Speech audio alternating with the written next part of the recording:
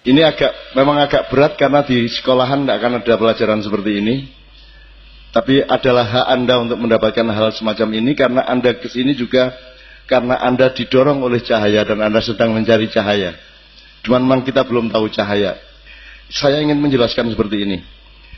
Tadi kan kita bilang uripe manungsa ming seka Gusti Allah, goleki Gusti Allah meneh. Kowe ketemu ora ketemu ya akhirnya ya kepergok Gusti Allah meneh, ya.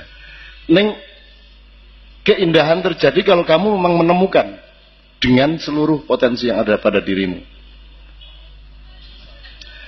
Kalau pada saat yang sama Allah tadi mengaku atau menyebut dirinya adalah cahaya, Allahu nurus samawati wal ard, maka perjalanan manusia adalah dari cahaya menuju cahaya. Dari Allah menuju Allah, dengan panduan dari Muhammad menuju Muhammad, dengan penjelasan dari cahaya menuju cahaya. Maka pertama yang harus kita pelajari adalah fisika dan biologi. Kedua yang harus kita pelajari adalah kosmologi yang merupakan makro dari ilmu fisika, matematika, dan biologi. Yang ketiga harus kita pelajari adalah fisika kebudayaan. Jadi tata kelola perilaku manusia, di situ ada akhlak, ada kamulyan, ada pamriksa, ada macam-macam. Supaya pada tahap keempat kita menemukan cahaya yang sebenarnya. Tidak mudah menjelaskan, tapi kira-kira ini ya. Ini kan bukan cahaya ini. Yang menyinari kita ini bukan cahaya. Ini adalah benda yang memantulkan apa yang secara fisik kita sebut cahaya.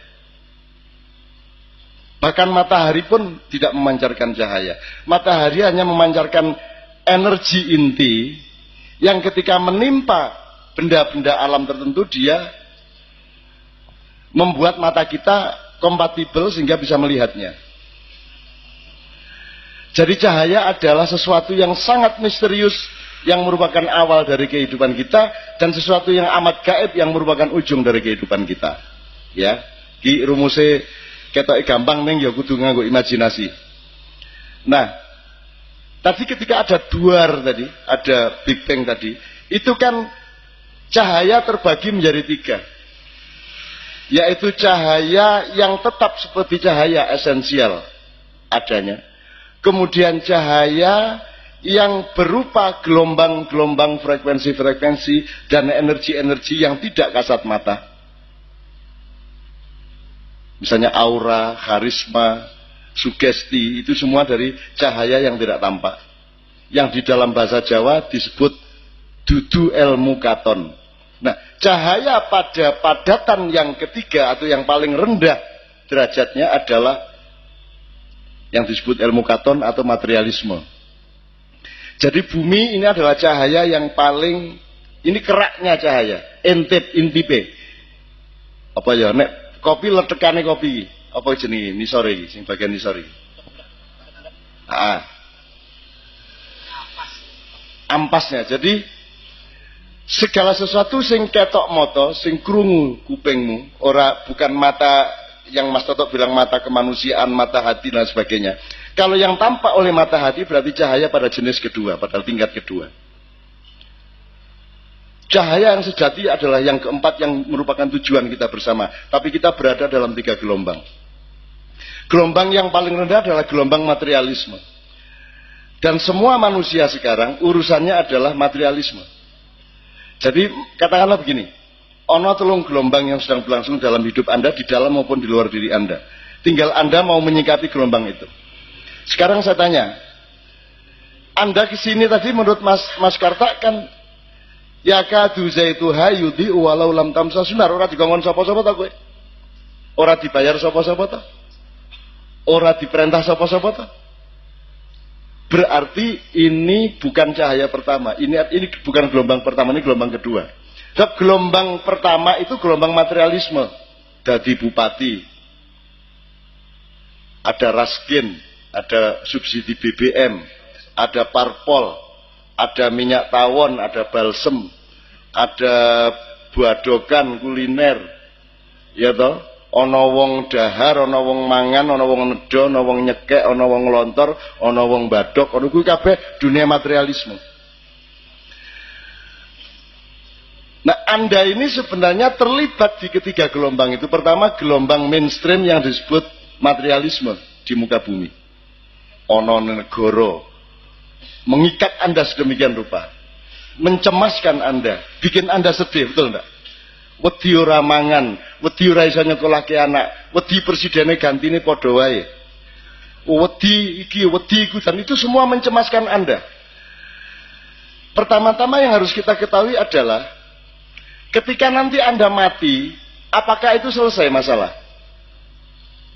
Ataukah Anda sedang meninggalkan yang paling ledak dari hidup Anda dan Anda menuju gelombang kedua yang lebih halus dan lebih bermutu? Sudah pasti bahwa jasadmu tidak bisa kamu bawa, uangmu tidak bisa kamu bawa, harta bendamu, jabatanmu, apapun saja di dalam materialisme tidak bisa kamu bawa untuk pada akhirnya nanti bersentuhan atau berjodoh dengan cahaya yang sejati. Sedangkan manusia sekarang sibuknya 99% adalah pada ledak-ledak ini. Betul enggak? Nah, sekarang teman-teman sekalian, adanya majelis seperti ini, itu berarti Anda memberontak kepada gelombang materialisme. Anda cemas, Anda gelisah, apa ya kaya ming kaya ngono kuwi urip. Apa ya urip ning donya ki ya ming NKRI kaya ngene iki. Apa ya ming ya ming Bung Karno, Pak Harto, Habibie, Gus Dur, Megawati, SBY kaya ora ana wong wae ning Indonesia. Kaya ora ana wong pinter wae. Apa ya ming kaya ngono kuwi urip ning donya. Wong saiki ngepake sapa sing cocok dadi pemimpin wis ora iso kok. Mripate kuwalik-walik apa sing jane swarga disebut neraka, apa sing janjane neraka malah dijunjung sebagai swarga. Materialisme adalah alat utama Dajjal dan iblis untuk memperdaya Anda, dan tujuan utamanya adalah membalik cara berpikir Anda sehingga Anda mengejar-ngejar surga yang sebenarnya adalah neraka, dan Anda lari dari neraka yang sesungguhnya adalah surga. Nah, di sini ini gelombang kedua, di mana Anda rene iki mergo kowe ora pati aman to karo gelombang pertama. Atimu aman ra karo Indonesia iki? Aman mboten? Tidak aman. Sebagai apapun Anda tidak aman, sebagai manusia tidak aman, sebagai warga negara tidak aman, sebagai orang Islam tidak aman, ya, sebagai orang Jawa tidak aman, sebagai apa saja tidak aman. Ini kapan-kapan bisa kita omongkan kenapa menjadi orang Jawa tidak aman, kenapa menjadi warga negara tidak aman, kenapa menjadi orang Muslim tidak aman, dan seterusnya. Itu banyak sekali. Tapi intinya kan Anda ini sedang memberontak dari dunia materialisme, dari mainstream gelombang pertama, Anda mencari gelombang yang lebih murni, yang lebih sejati. Maka Anda datang ke sini. Jadi aktivitas Habib Anies ini adalah aktivitas gelombang kedua, yang hari ini si gelombang kedua ini pelaku-pelakunya sedang menggayuh gelombang ketiga, yaitu cahaya yang sejati. Kita mempelajari apa to janjane urip iki. Apa ya wong ki ming royokan sugih. Saiki ki aja meneh kok rohani ya Mas Toto ya. Kebudayaan aja udah ndak dipahami. Saya berjalan dari Solo, Grobogan, Purwodadi nganti tekan Padi, itu yang tampak adalah bukan orang yang punya komunitas budaya seserawungan yang nguri-uri kabudayaan mamayu ayuning bawono. Yang tampak di rumah-rumah mereka, restoran dan warung-warung mereka dan tempat-tempat usaha mereka adalah persaingan pribadi untuk menunjukkan bahwa saya lebih materialistik daripada kamu. Betul enggak? Hanya itu. Berarti Anda berada di tengah-tengah manusia mainstream yang berpedoman kepada leledak, berpedoman kepada materialisme, padahal materialisme adalah keraknya cahaya yang paling rendah, yang umurnya paling pendek, yang tidak bisa Anda bawa kemana-mana. Sedangkan perjalananmu masih sangat jauh menuju wadkhuli fi ibadi wadkhuli jannati. Dan yang dipanggil oleh Allah wadkhuli fi ibadi wadkhuli jannati adalah ya ayyatuhal mutmainnah, wong sing wis ngrasake, wis tekan, wis iso ngrasake tentrem sing sejati ning jerone awake. Wong sing wis mutmainnah. Mutmainnah wis ora kepencrut karo donya. Ya mangan tetep mangan ning ora njur mangan kuwi dadi nomor siji. Yang golek bojo ya sing ayu ning ngerti to ayu ki ya pirang tahun to ya. Wong gua we nek bendina dileboni saya ombo. Kuwi gua. Kan begitu. Artinya saya mohon maaf ya, saya Mas Karta di Karta ini sudah 40 tahun, sama Mas Toto 35 tahun kira-kira. Sampai sekarang tidak berubah. Kami berada di gelombang kedua yang mencari gelombang pertama, gelombang ketiga. Anda lihat ada berapa grup dari God Bless, dari zaman Ucok Harahap, sampai Kus Plus, sampai Panbers, Mersis, Ebit GAD, sampai zaman Noah sekarang. Leto, oke. Ya, oke. Yang ingin saya katakan kepada Anda, saya tidak pernah meningkat sejak itu sampai sekarang. Karena yang disebut peningkatan yang Anda maksud adalah peningkatan materialisme. Saya sugih, saya kondang, gitu kan, saya dadi. Sementara sejak saya kenal beliau, saya umur 19 tahun, kelas 18 tahun, saya masih kelas 3 SMA, saya sudah menolak 4-5 hal itu. Aku ora golek kondang, aku ora golek sugih, aku ora golek dadi apa-apa, aku ora golek jabatan, aku ora golek kabeh kuwi, aku ora tertinggal. Nek bangsa Indonesia disebut bangsa terbelakang, aku ora terbelakang. Kita kan disuruh jadi bangsa yang maju. Terus kita sebut ada kemajuan, itu maksudnya saya sugih, gitu. Saya tidak mau dari dulu. Itu bukan tujuan saya, jadi saya tidak pernah tertinggal oleh orang barat. Kalau menurut saya pribadi, orang barat jauh di belakang saya. Saya tidak taat kepada semua dunia materialisme. Aku tidak taat kepada dokter, aku tidak taat kepada, aku ora diikat oleh hukum, aku mau taat hukum. Bilang sama ahli-ahli hukum dan perangkat-perangkat hukum Indonesia bahwa saya tidak mau taat hukum Indonesia. Kenapa? Karena yakadu zaitu hayudi walau tamsa sunar. Kowe nggawe aturan pora, aku tetep dadi wong apik arep ngopo kowe. Ora arep nyolong, ora arep nglanggar apa-apa. Ning ora mergo kok kongkon. Nek kowe aku kon pelajari hukum tersinggung aku. Wong isine mung barang siapa mengarani aku meneh. Aku ora barang siapa mencuri, barang siapa mengambil. Wingi iki aku karo Mas Toto itu sama Kiai Kanjeng ke Mamuju naik pesawat 1 jam sebelum mendarat sudah takjil maghrib tiba. Lion Air tidak menyediakan atau air apalagi jajan, dan mereka kayaknya tidak ingat bahwa ini bulan puasa. Jadi ketika duri malah ada pengumuman barang siapa mengambil pelampung akan mendapatkan hukuman. Iki kirang kayak takjil malah ngarani arep mangan pelampung ki lho. Lah ngono ta perasaane ning pesawat ki dadi guyu kabeh Kiai Kanjeng asu. Wis ora takjilan malah dianggap arep ngrikiti pelampung. Jadi itu benturan antara gelombang kedua dengan gelombang pertama. Nah, Anda teman-teman sekalian, saya sarankan mulai malam hari ini Anda dikuasai oleh gelombang pertama, betul enggak? Dikuasai oleh materialisme, dikuasai oleh undang-undang negara, dikuasai oleh macam-macam yang mereka jalankan secara tidak jujur. Tapi saya ingin nyatakan kepada Anda tidak boleh tertekan oleh gelombang pertama. Ojo gelem digawe sedih, ojo gelem digawe stres, ojo gelem digawe bingung. Kowe kudu madeg, kowe kudu ucul saka kebingungan kowe. Kowe kudu mengelak, kowe kudu ngatasi. Karena kamu adalah manusia gelombang kedua yang mencari gelombang ketiga. Gitu loh. Saya tadi cerita dari Ucok Harahap nganti saiki kowe ndelok berapa grup timbul tenggelam aku karo contoh Kiai Kanjeng ki ke tahun 76 nganti saiki ra tau leren. Padahal kita tidak pernah mencari kondang, tidak pernah mencari job. PY tidak pernah. Dan saya kesini ini juga tidak dalam rangka profesi saya. Saya kesini ini karena ada modulasi antar gelombang, antar pelaku yang berada di satu gelombang. Habib Anis pelaku gelombang kedua mencari gelombang ketiga, bahkan bertorikot melebihi saya. 6 tahun setengah ning kuburan ben bengi. Coba. Ya ra. Lho, kuwi aku ora tau nglakoni ngono, soalnya aku ora perlu nang kuburan wong roh-rohe sing mara nang nggon aku. Nek aku lak ngono kuwi. Itu kan karena mencari cahaya sejati. Gitu loh teman-teman sekalian. Mencari, lah saiki ke ngene lho.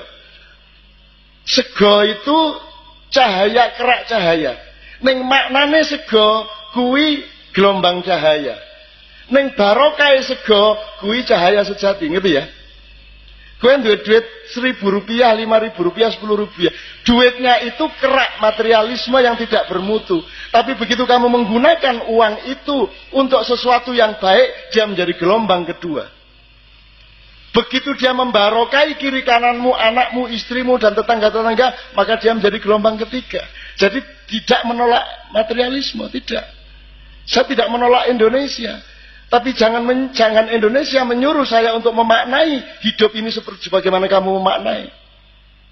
Saya datang ke pengajian bukan karena saya ustadz. Saya tidak memaknai diri saya sebagai ustadz. Apa ustadz ki? Dole ono ning Quran kata ustadz nek ono. Kok saiki ustadz itu dadi profesi sing dijunjung-junjung tinggi. Njur kudu duwe jargon jamaah. Apa kuwi? Itu peristiwa gelombang agama spiritual atau peristiwa materialisme dan kapitalisme? Kalau Anda nonton TV,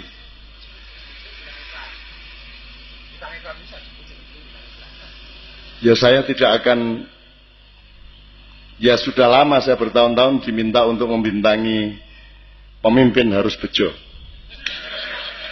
Kita 3 tahun saya tolak terus, akhirnya minta Mbak Novia juga menolak, akhirnya ke Pak Mahfud. Aku anakku nesu langsung. Sing SMP kelas 1. Itu yang ayah mau jadi bintang iklan. Iya, kalau sampai terjadi ayah yang ngomong pemimpin harus bejo, kita nggak usah ngomong seumur hidup. Menunggu anakku nesu, pemimpinku harus bejo, dek ngomong ngono. Pemimpin itu harus tanggung jawab kok bejo. Lo bejo itu maksudnya bersih, apa? Jujur, prasojo, prasojo. Kuwi sing mesake kan kata bejo dhewe.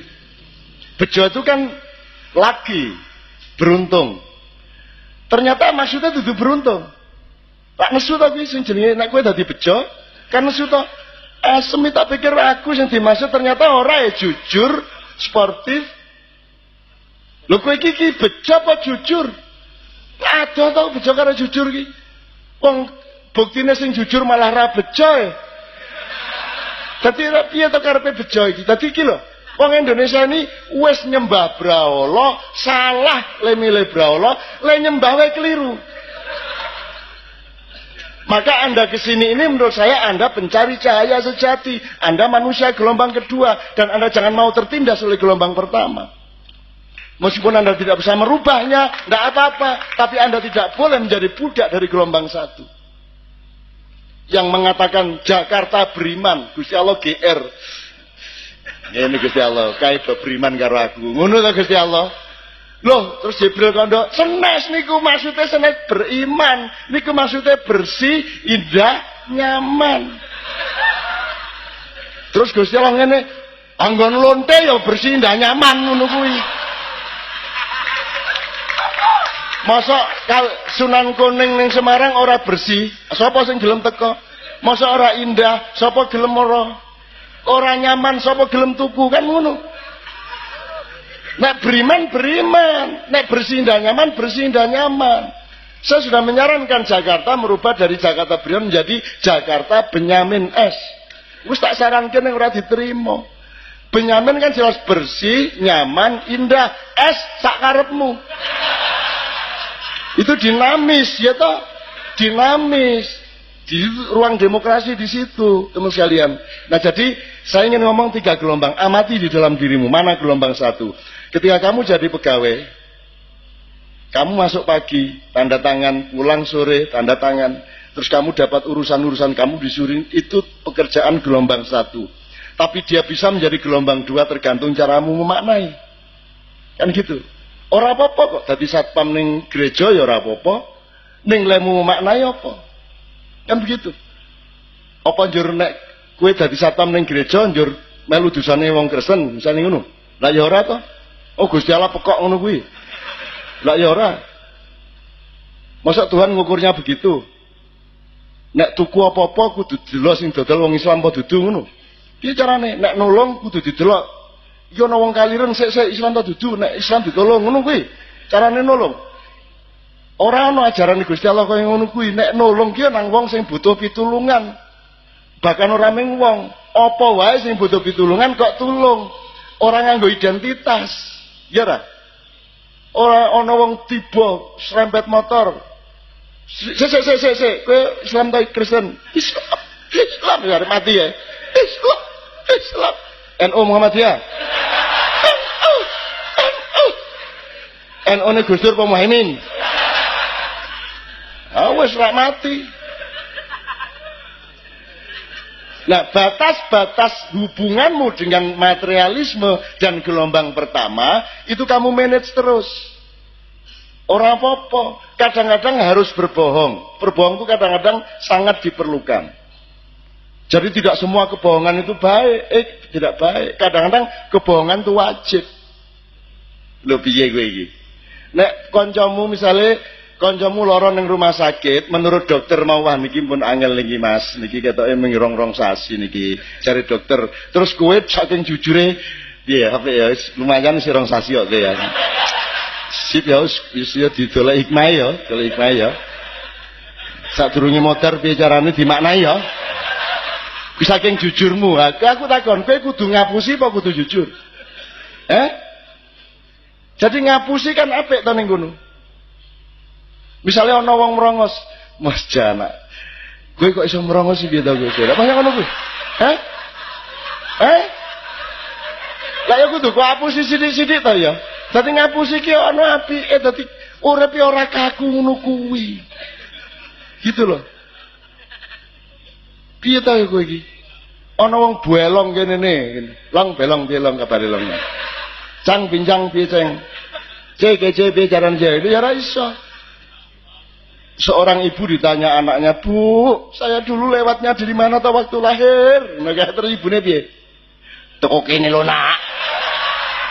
Apa ngono kuwi? Ya kudu diapusi to. Saya dulu tanya ibu saya dan sampai saya umur berapa itu ibu saya teko kelek gitu. Nak kon biyen metune teko kelek. Ibuku ngomong nganti sampai beliau meninggal belum pernah meralat bahwa aku biyen metu teko kelek. Apa njur ibuku dosa? Terus malaikat kayak tuduhan, kamu berbohong kepada anakmu. Kamu mengatakan bahwa lahirnya anakmu adalah dari ketiak. Padahal sesungguhnya adalah dari tempat yang dulu sangat sukar membikinnya. Cari ini wong edan-edan kuwi nek gawe wong lanang gampang, gawe terus ditembelaki ceklek lanang. Nek wedoke dibelek sret minggup meneh. Dibelek meneh minggup meneh. Wah, terus iki piye carane ben ora minggup? Akhire dibelek cepet kayak kacang siji, wis ora minggup-minggup.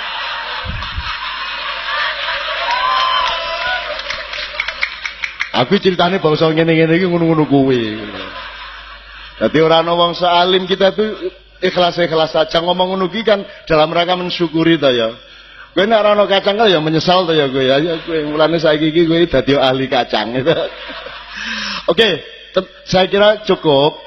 3 gelombang tolong diamati. Pokoknya Anda terus-menerus harus cari gelombang yang ketiga yaitu Nur Muhammad yang sebenarnya. Pemanaan budayanya sangat bagus tadi. Pokoknya kowe iki ikhlas wae. Ikhlas lakonono wae. Lakonono kowe rasa dikongkon kowe apik dadi wong. Rasa ana hukum ora nyolong gitu loh. Tetap berbuat baik. Lakukan ihsan itu adalah kebaikan yang engkau lakukan meskipun tidak disuruh. Meskipun tidak dianjurkan. Gitu ya. Oke, saya kembalikan kepada Epifanis. Mudah-mudahan Anda mengetahui 3 gelombang itu dalam diri Anda sehingga tiap hari Anda bermain silat untuk tidak membiarkan dirimu diperbudak oleh gelombang pertama karena Anda adalah pelaku gelombang kedua yang mencari gelombang yang ketiga yaitu cahaya yang sejati. Monggo. Ya. Ya, teman-teman. Monggo. Ini teman-teman dari Absurd Nation Quartet Semarang. supaya ada jeda sedikit ya kan?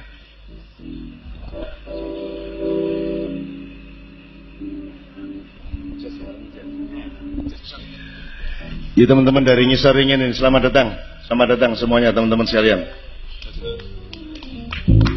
Dan budi itu gelombang kedua, dan roh itu gelombang ketiga. Nah, yang saya tanyakan untuk mencapai ke roh, mencapai ke roh, itu mungkin pasti ada rumus. Sekian, assalamualaikum.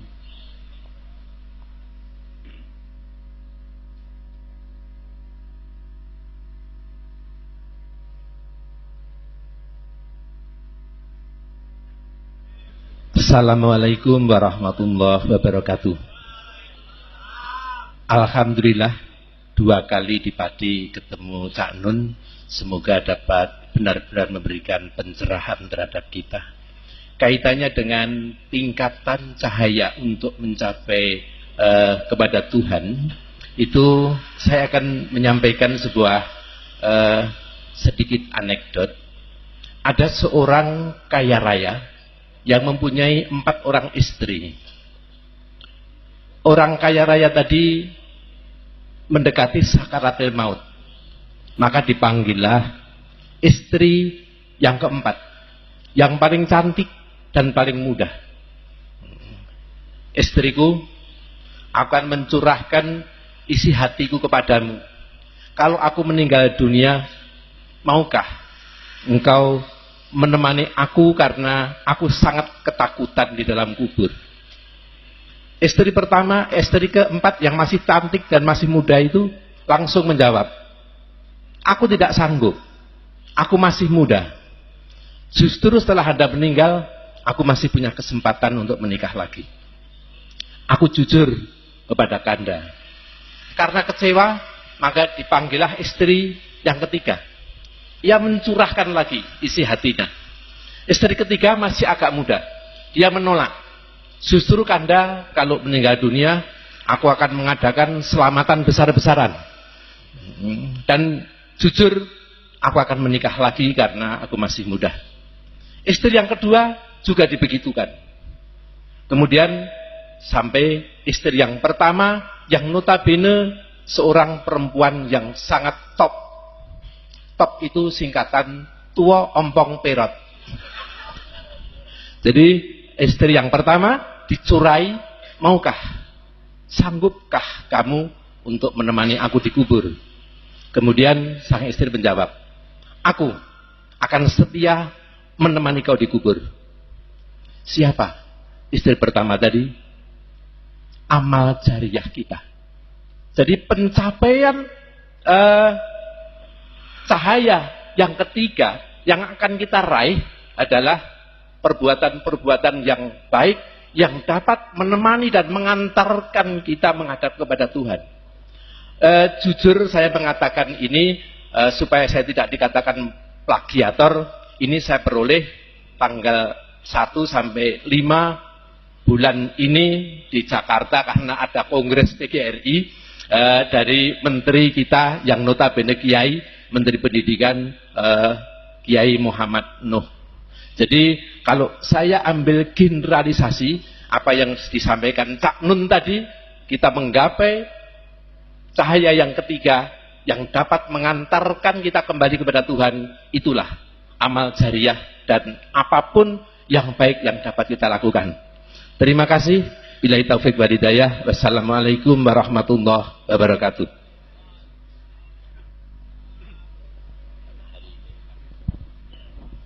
Assalamualaikum warahmatullahi wabarakatuh.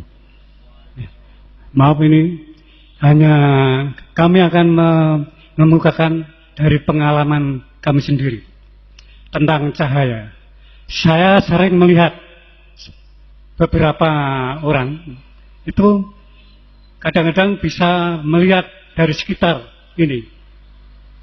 Ada yang bercahaya hitam, ada yang merah, ada yang kuning, ada yang biru muda, ada yang campuran. Ini apakah yang dimaksud dari Cak Nun sinar seperti itu? Terima kasih. Assalamualaikum warahmatullahi wabarakatuh. Ya, ada yang mau nambahin pertanyaan? Wah, kayak banget. Ya, monggo langsung aja jupuk mikir kalian siapa? Maju dulu ya, Mas. Ya.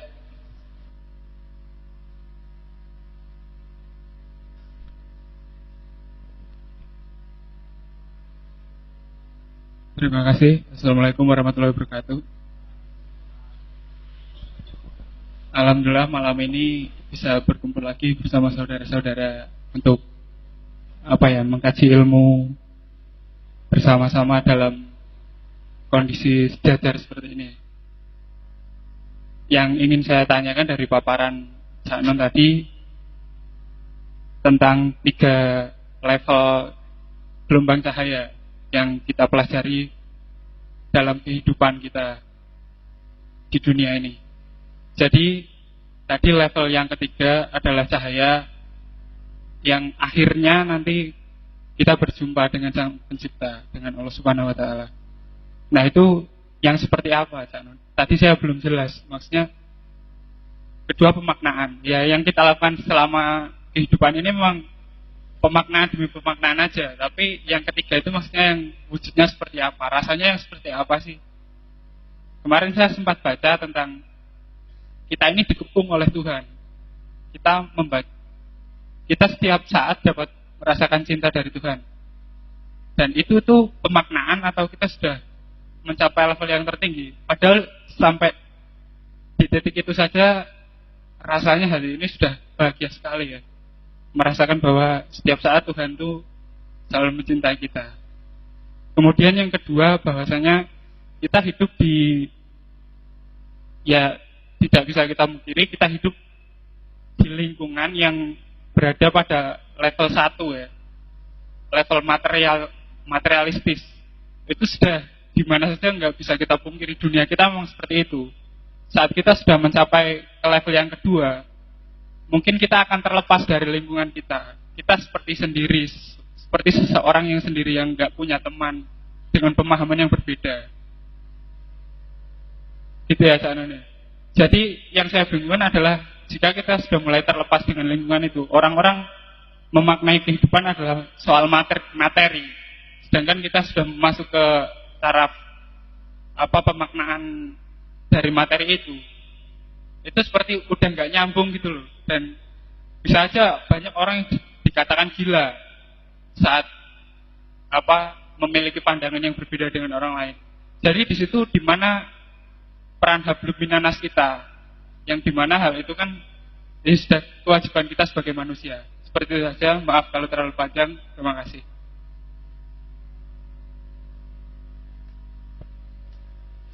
Assalamualaikum warahmatullahi wabarakatuh. Dari paparan yang disampaikan oleh Cak Nun dan berserta Bapak dan teman-temannya, saya menyimpulkan adalah menyatukan diri kepada cahaya Tuhan, gitu, menyatukan diri dengan Tuhan. Yang saya ingin tanyakan, di dalam suatu kehidupan tidak lepas yang namanya sebuah pergolakan, perjalanan sebuah hidup, dan di mana ada taraf seseorang itu mengalami netralisasi, yaitu masuk dalam ranah renungan di situ, ranah renungan. Yang saya ingin tanyakan, ketika mereka merasakan sebuah menjalani sebuah renungan dan merasakan memilah dan memilih ini adalah sebuah kebenaran dari kerenungan, apakah itu bisa dikatakan sebuah cahaya dari cahaya yang sebenarnya gitu? Dan ketika itu diiyakan ini adalah sebuah cahaya dari Tuhan, gitu kan? Akhirnya itu hanya sebatas sebuah nalar logika, belum sampai ke sebuah laku gitu. Kira-kira faktor apa yang melatar belakang ini, dan benarkah tahap renungan itu adalah sebuah tahap mencapai sebuah cahaya atau memang belum bisa dikatakan sebuah cahaya gitu. Terima kasih. Assalamualaikum warahmatullahi wabarakatuh. Waalaikumsalam warahmatullahi wabarakatuh. Ya, langsung saya lagi ngetek. Gini, saya minta diingatkan Mas Toto ya. Saya yang paling ingat dulu Mas, yang gimana tuh wujudnya yang menemukan gelombang ketiga itu ya. Gini, ini loh, godaan untuk manusia itu pertanyaan seperti ini. kowe nek bojomu meteng, kowe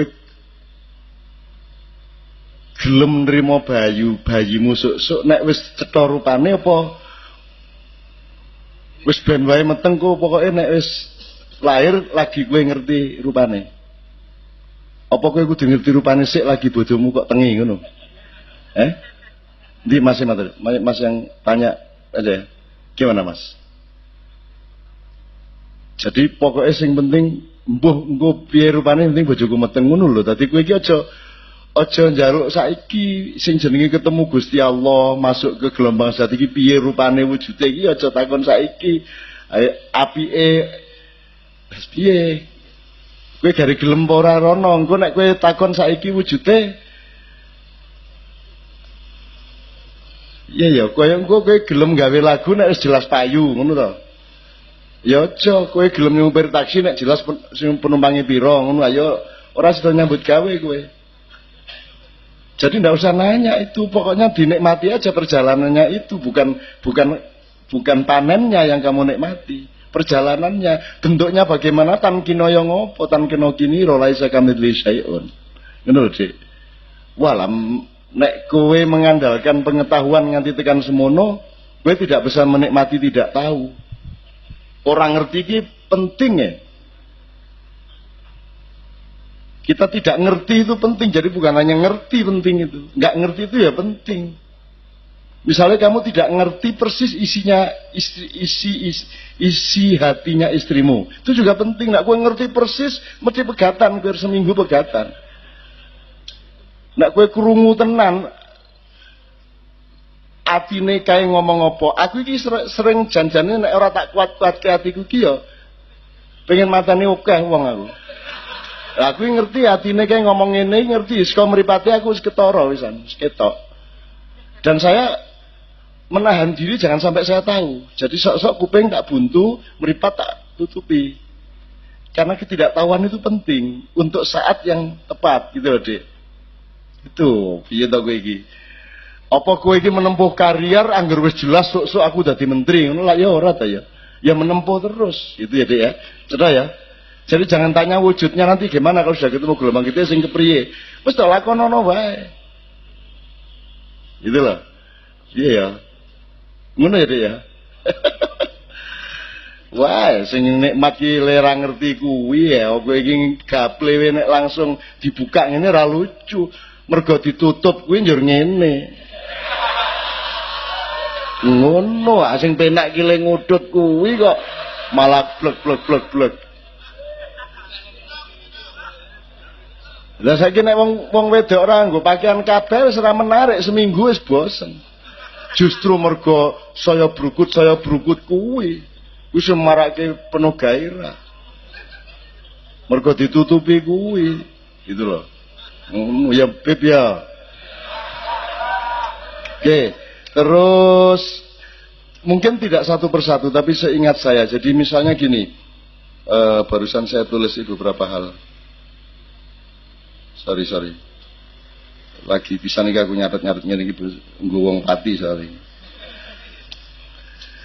Sebenarnya 3 gelombang itu simplifikasi saya. Sebenarnya juga tidak 3 gelombang, itu bisa 7 gelombang, bisa 9 gelombang, bisa gelombang tidak terbatas. Itu juga ojo njur dadeki rumus 3 gelombang. Itu untuk memudahkan pada semester 1 ini X, Y, Z ngono tok. Ning janjane nanti ada variabel X aksen, X akar berapa, Y aksen, Y plus, Y min, itu juga ada variabel-variabel. Jadi kalau saya sebut 3 gelombang itu ojo didadekke padatan ya.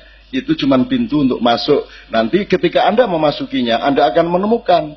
Itulah sebabnya Allah itu kalau berfirman itu ada 3 macam Bapak. Sampeyan perhatikan Quran, sampeyan perhatikan. 1 perintah. Nomor 2 ngandani. Nomor 3 rembuk. Jadi Allah itu ada firman yang sifatnya rembuk. Rembuk ki ora dikandani tenanan kowe. Misale Ashabul Kahfi ki pira ki karo bisalah nganti akhir Al-Kahfi ora dikandani. Ana sing ngarani 3, ana sing ngarani 5, ana sing ngarani 7 kan ngono. Dan itu tidak akan pernah dibuka. Dan kowe aja njaluk dibuka, cetane pira iki? Rasa ngono kuwi. Oh sing penak kira cetha kuwi kok. Jadi Anda ini belum mengerti nikmatnya misteri. Tolong dinikmati. Jadi yang kamu maknai itu bukan hanya pengetahuan, ketidaktahuan juga tolong dimaknai. Itu juga indah luar biasa. Dan rumus pemanaan yang paling tinggi adalah kecerdasan bersyukur. Wong saiki iki ora pinter bersyukur ki apa? Dadi mulane ora indah uripe. Semakin tinggi kecerdasanmu untuk bersyukur, semakin indah hidup ini. Ngono kira-kira. Nganti sing paling ora penak wae iso dimaknai dengan rasa syukur dadi indah kok. Tenan kuwi. Kalau kamu nanti punya anak, selesai hidupmu enak. Karena seluruh penderitaan yang kamu alami, kuwi langsung kamu bilang sama Allah, ya Allah, 10 kali lipat dari penderitaan yang sekarang saya alami, saya ikhlas. Cuman saya mohon seluruh penderitaan saya ini untuk membayari kesejahteraan dan kemaslahatan anak-anakku besok-besok. Wis ora apa to menderita dadi ini? Saya kue menderita, saya anakmu bahagia. Nek ana rumus dialektika kaya ngono kan malah apik. Dadi wis ora apa-apa. Mulane seorang ibu akan mengatakan, "Mbok, anakku iki aja lara sing lara aku wae, nek perlu ki lho mripatku peken nang nggar anakku ora lara," kan begitu. Jadi begitu banyak makna hidup yang sebenarnya wis garing gledhi dhewe. Tetapi orang sekarang menyempitkan diri dengan menganggap bahwa yang bermakna itu cuma materi. Gitu loh. Engko nek wis ana materi tenan ya ora iso memaknai, akhirnya ya ora bahagia. Wis entuk duit, bingung, ditransfer nang wong wedok 50. Karena dia tidak mampu memaknai. Omahe gede banget misalnya, dia juga tidak bisa memaknai. Piye karepe omah gede karo omah cilik iki bedane apa? Nek klambimu 20 karo klambimu ming 3 iki bedane apa? Apa ya kuwi nek klambimu 20 sekali pakai 5 rangkep ngono piye? Itu kan soal pemaknaan. Toh akhirnya ya menyanggo siji to, Pak. Sing dinggo klambine ya ming siji apa ya klambi loro lak ya ora. Duwe panganan pira wae iso beras, iso tuku beras sak ton sedina wong sugih. Ning ya apa kowe arep mbadhok sego sak ton lak ya ora.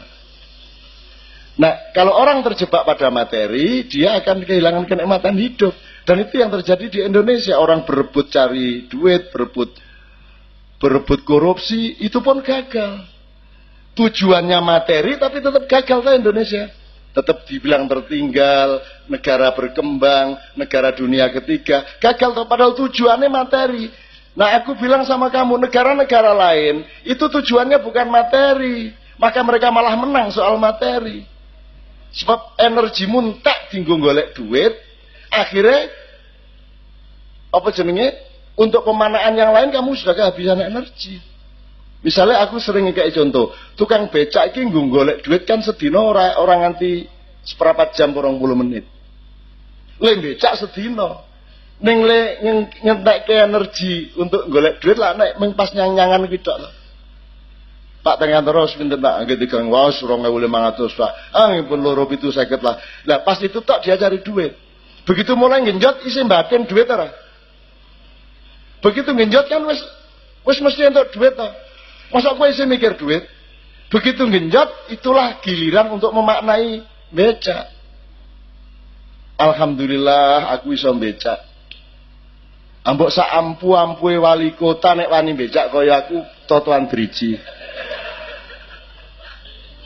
Tetep aku sing luwih ampuh mergo aku wani becak, kebanyakan orang ora wani becak. Ya ta, Pak?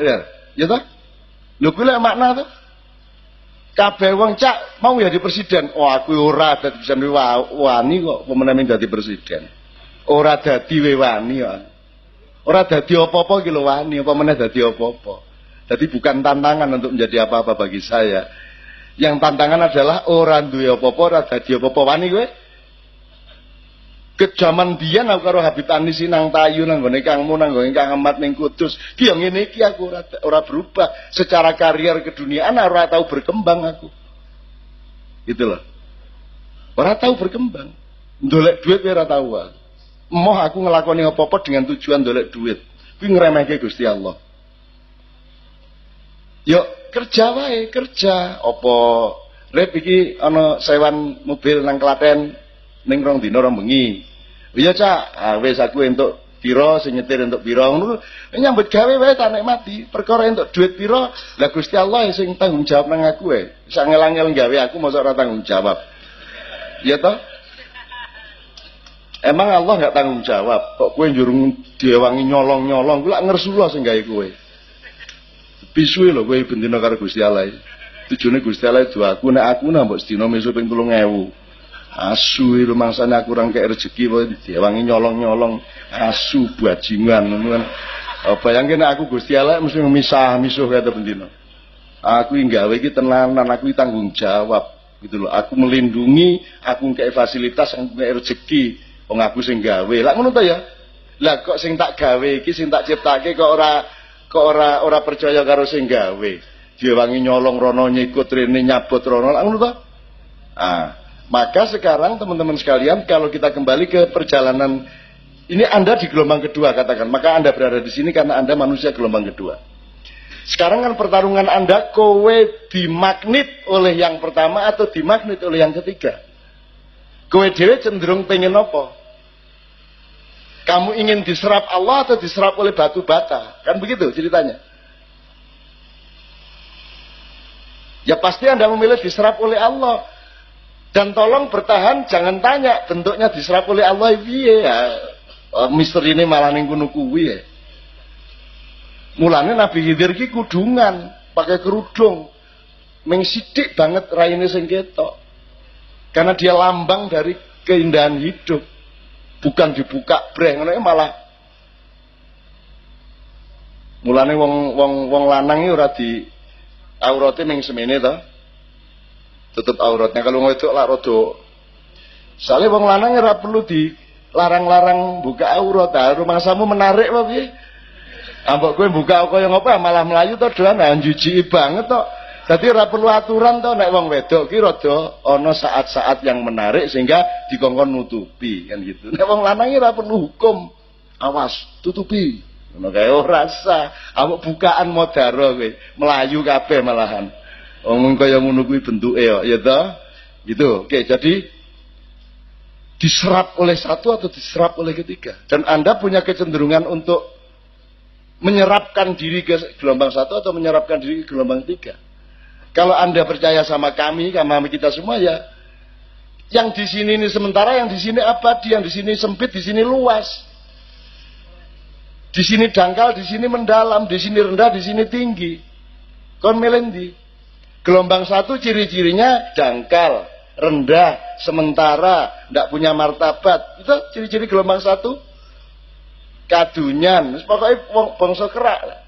Gelombang ketiga ciri-cirinya keluasan, yaitu alwasi. Ciri-cirinya ketentraman, ciri-cirinya kedalaman, intimitas, kedekatan, nyawiji. Kowe nek karo materi ra iso nyawiji. Piye carane wong kowe karo bojomu, kowe pelukan erat, kuwi sing nempel berapa persen dari tubuhmu? Coba dihitung. Kowe nempel lho iki, padha mudane ya, ngene iki. Kuwi sing nempel pirang persen? Ana 30%? Ndak ada, jadi nek materi ndak bisa nyawiji, ndak bisa bertauhid sama materi kamu. Pasti kamu akan meninggalkan dan pasti kamu akan ditinggalkan. Jadi untuk apa itu kamu nomor satukan? Dunia penting. Tapi dia bukan skala prioritas nomor satu. Karena sehebat-hebat dunia, seberapapun pencapaian duniamu, akhirnya dia masih tergantung pada gelombang ketiga, yaitu pemaknaan atas harta itu. Banyak sekarang orang tidak mampu memaknai. Duwe meripat, rasa memaknai meripat, duwe kuping, rasa memaknai kuping. Gitu. Makanya pertanyaan Allah adalah walal akhiratu khairul laki minal ula. Terus saiki nyuwun sewu Pak dibandingke Pak. Wong tua-tua kelek nasihati ngene. Le pokoke kowe iki ya nyambut gawe sing tenanan, ya nek iso piye carane ben iso tambah maju uripmu, ya mundak pangkatmu, jabatanmu iso mundak, ning aja lali ibadah lho ya, gitu kan? Jadi kalau kalimat ini tadi meletakkan tujuan dunia nomor satu atau nomor dua? Tempuhlah kariermu, sing penting aja lali sholat, gitu toh? Jadi sholatnya sekunder apa primer? Ayo aku takon. Primer itu artinya utama. Lu nek utama kalimatnya orang ngono. Nek salat ibadah itu primer, le sing penting kowe golek Gusti Allah ya. Ning aja lali nyambut gawe. Ngono kalimatnya. Itu berarti Allah primer, dunya sekunder. Sing ndi sing bener, Mas? Yang primer ini keduniaan apa Allah? Loh, nek nasihatnya tadi kan terbalik. Pokoknya karier mulai sing maju, alhamdulillah lho anakku saiki iki. Gaji asline iki meng 6 yuta. Ning ya iso tuku mobil lokal, masyaallah. Gusti Allah nang kei rezeki, padahal kuwi korupsi karepe. Iso gawe masjid, iso gawe ngono lho. Padahal itu korupsi maksudnya. Dan ibu-ibu bangga. Ya Allah, anakku saiki wis show ning dindi lho, dadi penyanyi dangdut kae karo ngene-ngene sing ngeterke ibune nganggo jilbab, nganggo wiritan ya masyaallah alhamdulillah anakku saiki wis eksis. Wis eksis urung XL. Kan gitu. Piye to wong-wong iki teke walik-walik.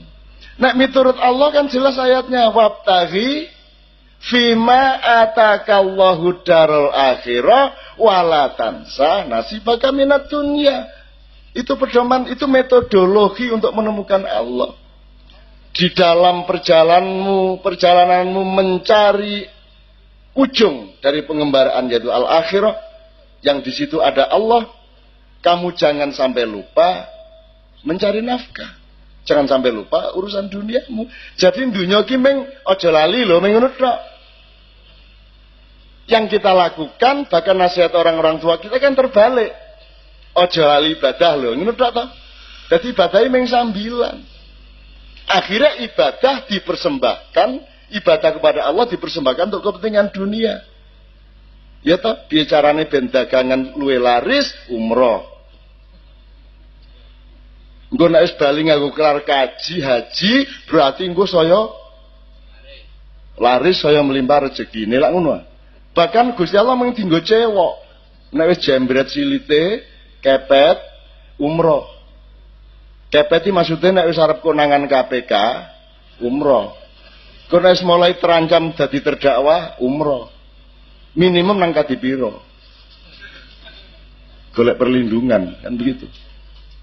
Dan ini akan terjadi terus sampai 3 tahun yang akan datang.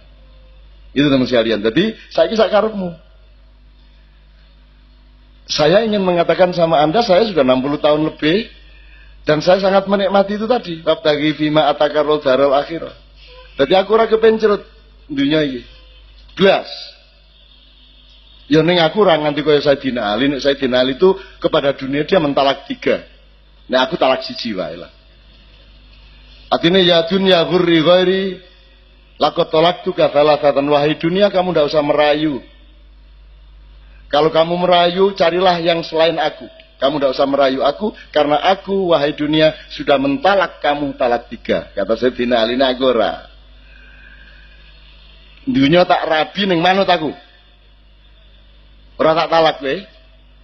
Nek kepeksa nek kowe wis mulai macam-macam karo aku tak talak dunia. Duit mulai menjajah aku tak buang. Kan begitu. Apa wae yang semua sifatnya keduniaan tak tinggal nek mulai arep menjajah aku. Apa wae? Media massa 15 tahun saya tinggal. Televisi saya tinggal, tidak mungkin saya siaran televisi. Kalau ada di ADTV Jogja, itu bukan kita siaran di televisi. ADTV ngambil acara seperti ini dimuat. Tapi bukan kita syuting untuk televisi. Karena televisi kalau ngajak kita syuting mereka yang ngatur, saya tidak bisa diatur. Aku rasa diatur sapa-sapa. Aku ora taat karo Kanjeng Nabi ora taat aku. Muter aku ya. Wah, cak ora taat karo Kanjeng Nabi ya ora no. Taat nang Gusti Allah no. Kanjeng Nabi dudu Gusti Allah, Kanjeng Nabi ki mung dikon ngeterke apa wae sing kudu kok taati saka Gusti Allah, tapi hak untuk ditaati itu Allah Subhanahu wa taala. Ngono lho. Kudu wani ngomong ngono kuwi. Nek ana Kanjeng Nabi yen sewu nggih, yen sewu. Ya ngono, ora apa-apa. Kudu dikendeli. Iki do ingah-ingi. Wah, Nabi Musa sekti jare sapa? Ora ana wong sekti. Iku tongkate iso nyigar segara kuwi lak mau pas diperintah, coba sore ning ngene meneh nek mbelah. Ora Rumusnya jelas, la haula wala quwata illa billah. Jadi semua pendapat saya ini insya Allah dibenarkan oleh semua rasul dan nabi. Dan mereka tidak mau menyaingi Allah. Sekti nama mboten Nabi Musa? Mboten. Orano selain Allah sakti tidak ada, hanya Allah yang sakti. La haula wala quwata illa billah. Cetha welo-welo. Lah kok Nabi diarani sekti njur kowe dhewe percaya nek kowe sekti. Aku kowe ra iso ngarani aku sekti, tak tolak kowe. Nek kadang-kadang rada ajaib kae tak dudui ki rahasiane. Ora kuwi ra sekti. Kuwi meng Gusti Allah gawe. Dilalah kuwi nek ora disetel karo Gusti Allah ya ora kedaden. Oke sing sekti-sekti oke. Ning kuwi dudu aku sing sekti. Sing sekti Gusti Allah. Nah, nek kowe gelem doleki ngono kuwi nikmat banget urip kowe poso-poso ngene aku sering ngomong, aku takon terus terang ya. Kowe jawabnya jujur ya. Kowe jane seneng ora poso iki? Asli. Ora ta? Ning dindi kan ora wani to ngomong ngono. Jadi di Pati ini sudah revolusioner ke gelombang ketiga. Loh, cak piye kok wong Allah menyuruh kok kita ndak suka? Loh, piye ta kowe iki? Kowe mulane sing lengkap sing jangkep harus punya multiple intelligence. Jangan hanya punya mono intelligence. Akalmu kudu rangkep nek wong Jawa. Aja meng nek ngerti irung, kowe ora iso mengerti irung, kudu ngerti bibine, mripate, bathuke, cangkeme lak ngono. Apa ana irung tanpa liya-liyane kuwi mau? Ajene nek irung mlaku dhewe jan. Apa irung seleke dhuwur kene? Apa ning kene iki ana irunge njur ngambus-ngambus, ning bis kota kae ngene. Itu yang disebut multiple intelligence. Nah, kenapa kok tidak suka? Loh. Wong mulya kuwi sing gelem nglakoni barang sing dheke ora seneng ning apik. Kuwi mulya jenenge nggih mboten, Mas? Nek kowe seneng poso, njur kowe gelem poso pas Ramadan, istimewane apa wong jen kowe seneng kok? Nggih mboten? Neng mergo kowe iki asline ra seneng, jenenge menungso isih jasad, kuwi ya mesti seneng badhok, seneng ngombe, seneng ngerokok. Kejaba sing ora. Bab ngerokok ya. Dadi asline lek ora seneng to poso. Ning kowe dhuwur ganjaranmu mergo kowe gelem nglakoni barang sing jane kowe ora seneng tapi kuwi apik. Itu namanya pendekar. Apa ana tentara seneng perang? Wih, hobi aku nek ora nembak dina ora penak rasane. Anak tentara kaya ngono kuwi ya kan begitu. Tanda kedewasaan, tanda kependekaran adalah kalau seseorang sudah rela melakukan sesuatu yang dia tidak sukai atau rela tidak melakukan sesuatu yang dia sukai. Poso mengandung kedua-duanya. Jane kowe ora seneng ning kowe lila ora mangan, jane kowe seneng mangan ning kowe lila ora mangan. Jane kowe ora seneng ora mangan ning kowe gelem ora mangan. Lah ngono to. Jadi kita dapat pahala double ndak karu-karuan. Jadi omongke ning ndi. Aku jane ora seneng poso aku. Ning ora apa-apa ikhlas apik kok. Ngono. Engko nek wis kiai ini arep nesu, neng aku gelem ikhlas aku jane ora seneng. Ning apik kok, tak lakoni apik kok. Ora iso nesu ta kiai ini. Ngono. Nek perlu gudon sik liwat. Aku ora seneng poso. Ora seneng poso. Liwat ngarepe ketua majelis ulama itu. Ora seneng poso, asline moh aku. Ning ngono wis kiai ini ngene iki. Ning aku ikhlas poso mergo apik. Ora iso nesu. Kowe ngerti ora? Yang diucapkan Umar bin Khattab ketika mencium Hajar Aswad. Kalimatnya persis, kalau tidak karena Rasulullah menciummu, aku tidak akan mau menciummu. Tapi karena engkau dicium oleh orang yang aku cintai, maka aku juga menciummu karena aku juga mencintai yang dicintai oleh orang yang aku cintai. Loh, ngono lho. Urip ki. Penak ta kuwi?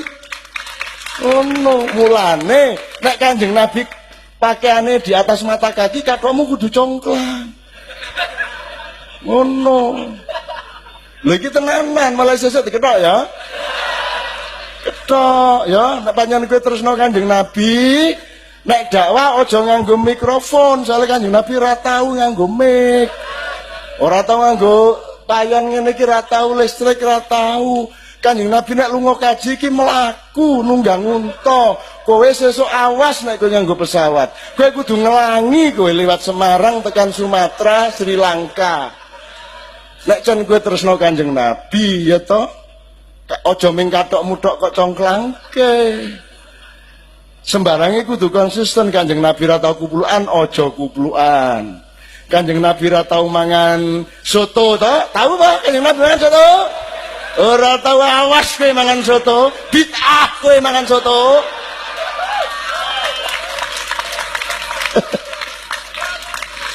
Lah yo bid'ah kok yo ora paham-paham. Bid'ah kuwi mung berlaku di dalam rukun Islam. Di luar rukun Islam tidak ada bid'ah. Rukun Islam ki aja diganti, aja ditambahi, aja dikurangi, rasa bagusi. Sak sehat-sehate awakmu sembahyang subuh ya cukup 2 rakaat, njur aja njur. Aku energiku berlebih ya. Aku nek ora 16 rakaat ora puas aku. Ana meneh iki mau awan-awan mau. Ana bocah iki teko-teko wis magrib iki, Mas kedap kula numpang salat asar, ngono kuwi wis magrib. Lho, ora entuk kuwi. Kita bereaksi gitu. Lho, ora entuk iki wis magrib kok kowe mosok arep dijamak karo. Tapi Kiai Pekalongan jawab SJ, oh alah bocah ki oleh apik. Wis cecet-cecet wis magrib ya isih gelem lho salat asar. Oke, apik ta iki? Apik ta iki reaksine? Apik ta kuwi? Ah perkara kuwi salah kan urusane Gusti Allah. Kan lumayan bocah kuwi wis magrib wis isih gelem salat. Lah iya kae wis jam 11 awan lho ya isih gelem salat subuh. Itu kan soal cara berpikir ya Mas. Ya toh? Jadi urip iki ombone ora karu-karuan. Ya. Jadi aja gampang kerengan. Aja gampang nesu, aja gampang memusyrik-musyrikan orang. Tidak ada kekuasaan dan pengetahuan untuk mengatakan seseorang itu musyrik. Bagaimana caranya tahu? Wong musyrik letaknya dalam pikirannya orang kok. Niatnya apa, yang dituhankan siapa, kan ada di pikirannya dia dan di hati dia. Bagaimana caranya kamu tahu? Apa mergo ngobong menyan terus syirik ngono? Perilaku kayak apa misalnya? Itu syirik. Bagaimana bisa menyimpulkan bakar menyan itu syirik? Kan tergantung niatnya apa. Dan niatnya nih aku bangane bakar ndasmu tak bakar menyan wae. Piye? Apik ora kuwi? Apik ora kuwi? Loh, yang menjadikan seseorang musyrik atau tidak itu kan kalau dia menuhankan yang selain Allah. Nek ngobong menyan belum merupakan bukti bahwa dia menuhankan selain Allah. Yang bisa membuktikan adalah niat di dalam pikiran dan hatinya. Lah untuk mengetahui niat caranya piye gue? Caranya piye gue? Le ngecek piye? Mulane itu di luar kekuasaanmu, nyirik-nyirik ke wong, ngafir-ngafir ke wong, kamu tidak punya ilmu, tidak punya pengetahuan, tidak mungkin kamu bisa tahu itu. Wong kafir apa ora iki ra iso. Abu Thalib iki mlebu Islam apa ora iki ra ngerti. Belum pernah secara resmi menyatakan syahadat, tapi nek ning jero atine wis wingi-wingi piye? Yur karo Gusti Allah, lep menengah lep ya kita kandhake nek kowe urung syahadat ya meneh ben kae do sinau sok-sok. Jadi ada fenomena Abu Thalib pamannya Rasulullah yang dibiarkan misterius, muslim atau tidak, dan misterius itu diperlukan supaya orang berpikir terus, supaya punya kerendahan hati kan ngono. Jadi ojo gampang-gampang nyimpulke wong kafir apa ora kafir piye lemu ngerti. Gitu loh, ora iso kowe ngerti nek ngobong menyan lah, ngopo ngobong menyan kok ora entuk. Oke? Loh, apalagi di dalam tradisi peradaban Jawa, menyan itu kan berfungsi password. Password itu kode untuk membuka pintu tertentu lah ngono to. Kowe mlebu apa, WP sapa, kowe kudu ngerti password-e, kowe tuku password-e ben kowe iso mengakses ke dalam. Nah, menyan itu juga adalah password untuk memasuki sebuah gelombang tertentu. Ayo piye ayo. Ora apa-apa to. Artinya kemungkinannya sangat banyak. Bahkan mungkin orang yang kelihatannya alim sekali itu musyrik ya bisa. Bisa saja dia menuhankan dirinya sendiri, dia menuhankan sholat, bisa toh? Dia menuhankan masjid. Ono loh masjid dituhankan, ya toh? Masjid digembok, ya toh? Bebe? Mikir dipateni lah ya, nek ora kok gawa Bali ya. Gitu ya. Jadi semua itu dinamis dan satu-satunya jalan untuk memperlakukan semua itu adalah berunding secara rasional dan saling rendah hati satu sama lain. Itu. Dan sekali lagi bid'ah itu hanya di ibadah mahdoh, nek posone ditunda untuk supaya tidak bareng karo tahun ajaran baru sekolahan. Iki ben ora bareng iki anune posone Sawal wae engko riyayane apa bakdo Sawal iki. Besar ora entuk aku bid'ah kuwi jenenge dan sampai tingkat haram. Salat kok ngene 14 abad ngene tok ora kreatif. Salat ya Allahu Akbar. Sami Allahu liman hamidah. Aku bid'ah jenenge. Kowe langsung Israel teko duduk deyel. Kanggo tapi beduk kae. Ngono itu bid'ah namanya. Kalau di luar itu ndak ada bid'ah. Kanjeng Nabi ora tahu bal-balan, kowe ora apa-apa bal-balan. Sing ora entuk nyaduk bal nang ndase tanggamu. Dangdut ora bid'ah, jare sapa dangdut bid'ah? Apa meneh selawatan? Selawatan ini elek-elek kan ekspresi cinta kepada Rasulullah. Yang salah adalah kalau selawatan dianggap ibadah mahdhah, dianggap rukun Islam. Bukan, selawatan bukan rukun Islam.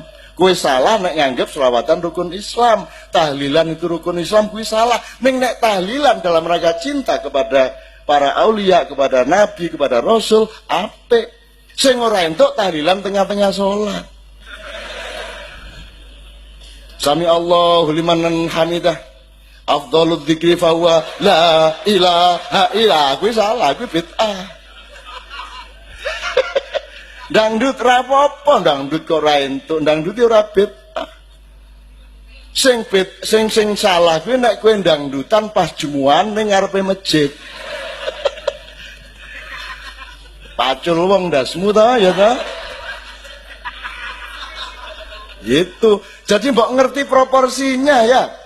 Duwe ilmune, ngerti pemetaane, ngerti logikane, ngerti di mana wilayah perdanya. Aturan bid'ah itu di mana wilayahnya. Tidak di semua hal ada bid'ah.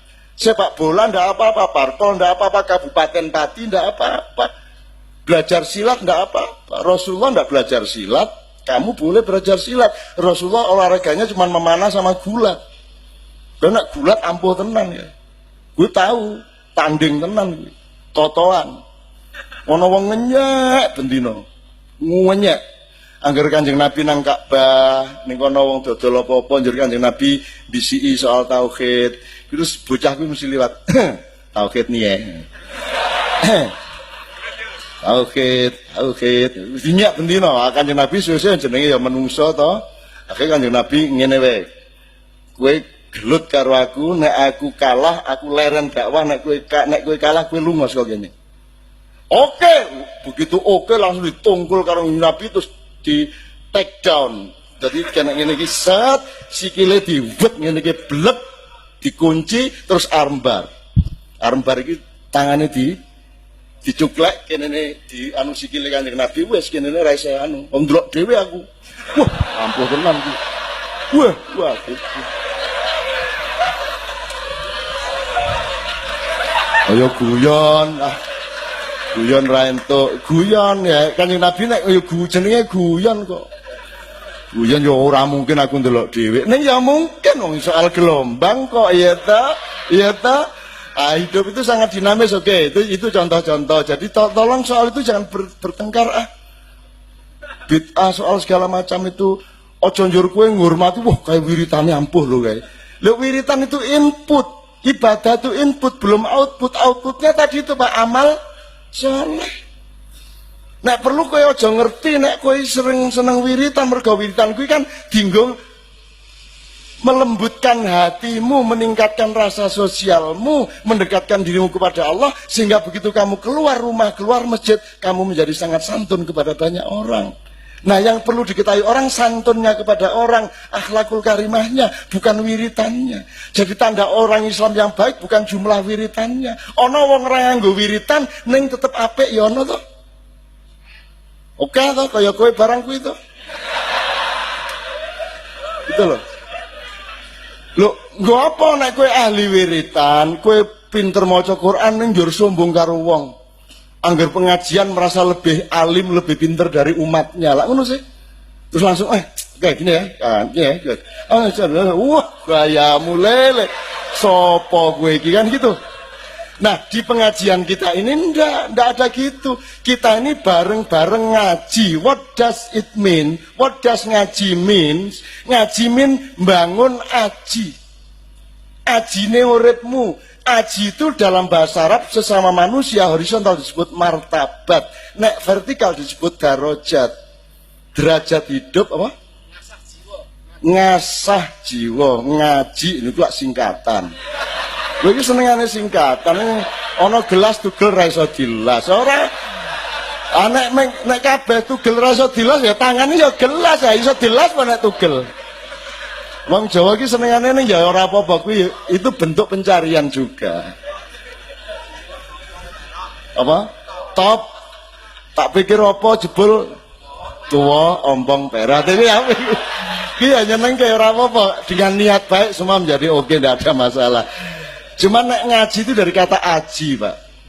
Dan jangan dicari kepanjangannya atau singkatnya, memang kata aji. Kalau pengkajian di kampus itu simposium menganalisis masalah, itu pengkajian. Kalau yang kita lakukan ini non akademis, ini lebih luas dari dunia akademis, yaitu membangun aji ning urip.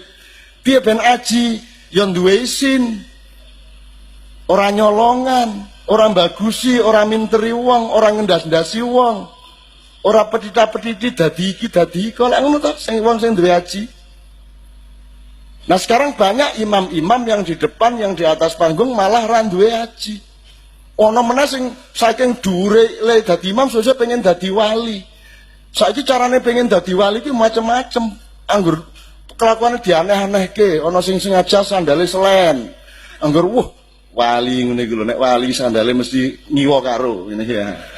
Ana kuwi, ana meneh kiai sing begitu munggah panggung ngene iki. Wali iki, wali ngono. Susah iki. Saiki wali ki oke banget, dan yang melantik wali kan layak riful wali ilal wali. Sekarang wali dilantik oleh travel bureau. Ada wali ke-10, Gus Dur. Sekarang ada wali UJ. Nggak, ini wali dalam arti itu. Nek wali murid, wali kelas kan tidak ada kepentingan kapitalisme. Itu cuma kebudayaan dan ilmu biasa. Tapi kalau wali ini kan kapitalisme, ini dunia materi. Supaya bisa menarik orang untuk ziarah, biasanya ziarah wali songo, saiki ojo ming wali songo. Kudu ono lahan-lahan lainnya. Misalnya ziarah wali 10. Ke Tebu Ireng, ke tempat Gus Dur. Akhirnya Gus Dur jadi wali, padahal ada makamnya Kiai Haji bapaknya Wahid Hasyim, ada makamnya Hasyim Asy'ari, kira tahu dilirik. Akhirnya kan terjadi bukan kecemburuan, terjadi agak kurang harmonis di alam barzah. Tapi Gus Dur di traveli terus, mbak ora, bapak ora. Akhirnya suatu hari ditemenin Sunan Kalijogo, Sunan Ampel, Imam Busiri, bareng Durakman kontene Durakman. Gitu. Terus Gus Dur diaturi moro wonten dawuh Mbah. Ngene kene le. Wali kon saiki ya. Gak kondo-kondo aku nek kon wali. Le mesake Gus Dur to ya. Kalau memang kita menyimpulkan beliau wali, mari kita hormati benar-benar sebagaimana layaknya menghormati para pemegang walayah. Walayah itu sertifikat kewalian. Nek risalah sertifikat kerasulan, nek nubuah sertifikat Kenabian nek khilafah sertifikat Hizbut Tahrir. Jane wae kene kabeh ane wis dipek Hizbut Tahrir ya wis ben ra apa-apa wis ra apa-apa. Wis kene malah ora dadi khalifah malah ra dosa to ya, malah penak gitu. Nah, mari kita hormati penuh ini kan enggak. Gus Dur diwalikan untuk kepentingan travel. Bisa mempengaruhi banyak orang untuk menyerap duitnya. Jadi sekarang ada wali 10. Kemudian ada wali 9 Jawa Timur. Kan wali kan Songo kan Jawa Timur, Jawa Tengah, Jawa Barat. Jawa Barat 1 Sunan Gunung Jati, Jawa Tengahnya Sunan Kudus, Sunan Kalijogo, Sunan Muria. Ya. Ora Bonang Jawa Timur. Ya, ya. Nah, berarti di Jawa Timur tinggal 5. Tinggal 5. Nah, ben jangkep wali Songo Jawa Timur goleke 4 meneh. Golek-golek ana Yai Bungkul, ana Sunan Sopo. Dan cara mencari wali yang baru itu tergantung sing gampang rute bise nang ndi. Jadi sing gampang diliwati bis dhek dadi wali. Lah piye kaya ngene iki? Itu yang namanya gelombang kedua diserap oleh gelombang pertama. Gelombang kedua yang seharusnya mengabdi kepada gelombang ketiga, dia malah diserap oleh gelombang pertama. Bahkan dunia gelombang kedua dan ketiga dijadikan komoditas pada gelombang materialisme yang pertama tadi. Itu. Oke, pertanyaan lainnya toh. Supaya tidak berkepanjangan ini soal wali ini nyenengki soalnya.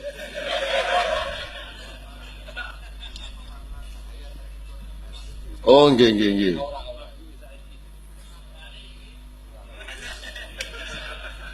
Gini Mas, piye? Oh nganti sahur, disediake apa ning kene? Amuk modaro, atene dodol omah ya.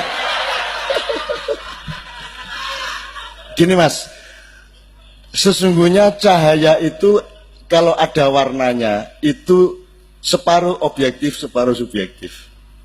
Jadi misalnya hantu kui muncul padamu berdasarkan konsep-konsep rupa dan budaya yang ada yang terekam di otakmu. Begitu juga cahaya. Orang Jawa, orang spiritual non Jawa, para pejalan tasawuf punya konsep masing-masing. Misalnya kalau Jawa warna yang paling tinggi, langit yang tertinggi wungu. Tapi alasannya filosofis. Wong sing wis dhuwur tenan kuwi wong sing wis wungu, ya kuwi tangi.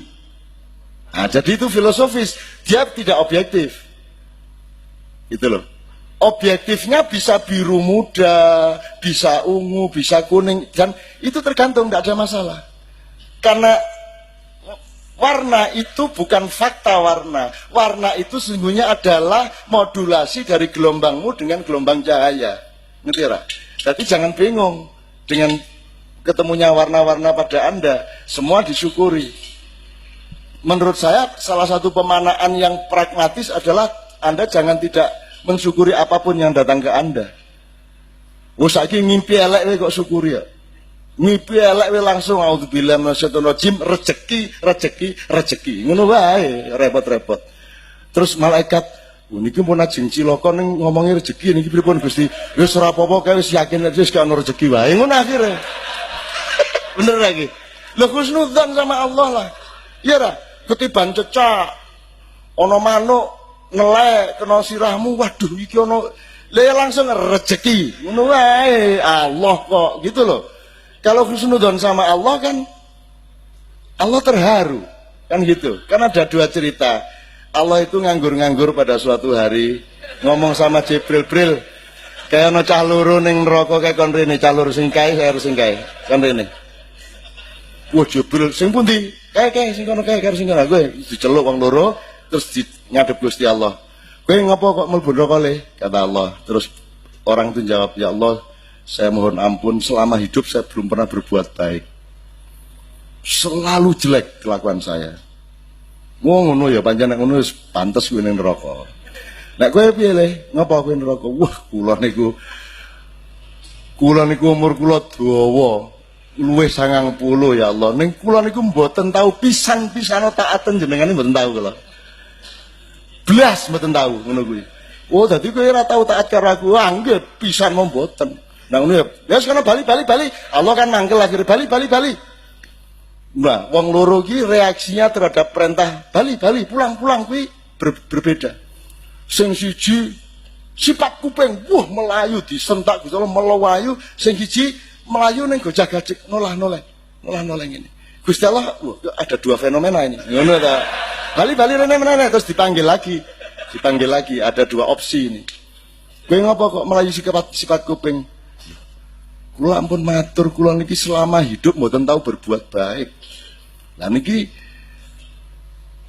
tiba-tiba jenengan perintah kon bali langsung melayu, lumayan ini saya berbuat baik sekali ini. Oh dadi ku melayu mergo taat karo aku. Nggih, lumayan pisan. Lah sing ngono mlebu swarga kono. Ngono. Terus sijine meneh, lah kowe ngapa kok gojag-gajeg tolah rono nolah ngiwonengen. Lho kula niki ngeten lho, kula lak mboten tahu taat kalian jenengan. Kula niki karep kula nggih melayu sifat kuping niku kula mikir, aku dikon bali nang ndi maksude? Pancen aku sekon neraka ning apa ya Gusti Allah sing Maha Baik kuwi ngongkon aku bali nang neraka. Mestine ya ora. Dadi kula niku bingung. Iki kon bali nang swarga apa neraka ya bingung. Dadi kula gojag-gajeg. Kula niki bersangka baik kalian jenengan gitu kate. Oh, terus Allah, kowe iki gojag-gajeg kuwi mau mergo sangka baik karo aku. Husnudzon. Nggih, kula husnudzon. Wis nek ngono mlebu swarga kono. Karo-karone mlebu swarga. Jadi sekarang fatwa saya jelas malam hari ini, pilihlah salah satu di antara dua. Satu, jangan pernah berbuat baik. Nomor dua, jangan pernah taat kepada Allah. Sehingga nanti Anda masuk neraka terus dipanggil oleh Allah. Nek diceluk. Nek ora modaro. Oke. Gini soal warna ya, Soal warna itu jangan meminta kepastian jasad karena warna itu kan ono ungu, ono kuwi kan itu kan juga batas pengetahuan manusia. Rumangsamu warna ming kuwi ora, warna itu berjuta-juta, bahkan di kamera, di komputer itu kan sekarang disimulkan 16 juta warna. Itu pun masih kurang. Ada warna-warna yang tidak terhingga. Jangankan warna-warna di langit 7, burung saja, semua burung mampu melihat warna yang manusia tidak bisa melihat warna. Karena sistem matanya burung itu jauh lebih komprehensif daripada matanya manusia. Makanya burung dari ketinggian setengah kilometer bisa melihat secara jelas sebuah ikan kecil di sungai atau laut. Sehingga mereka menukik, itu pasti sudah jelas yang dituju, cek kena. Karena dia sangat bisa melihat sesuatu yang manusia tidak bisa melihat. Jadi jangan mencari kepastian warna. Jangan terjebak pada materi. Apa mana ya? Saya kira gitu jawaban saya.